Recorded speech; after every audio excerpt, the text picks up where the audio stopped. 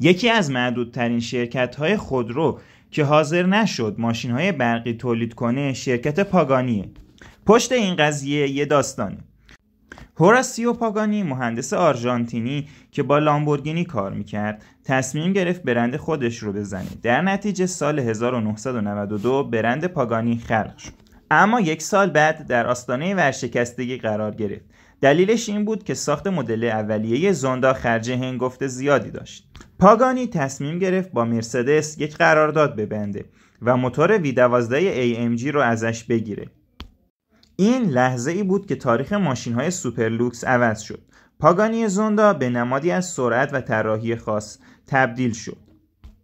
یه بدنه آیرودینامیک سبک و شاهکار. ولی برخلاف سایر برندها پاگانی هنوز شخصیه، مستقل، بدون فروش به هیچ گروه خاص خودروساز و هنوز هم که هنوزه هیچ ماشین برقی تولید نکرده. دلیلش هم اینه که هوراسیو پاگانی یک جمله معروف داره که میگه ماشین باید صدای واقعی بده، احساس واقعی بده. اگه یه ماشین نتونه با موتورش دلت رو بلرزونه دیگه پاگانی نیست.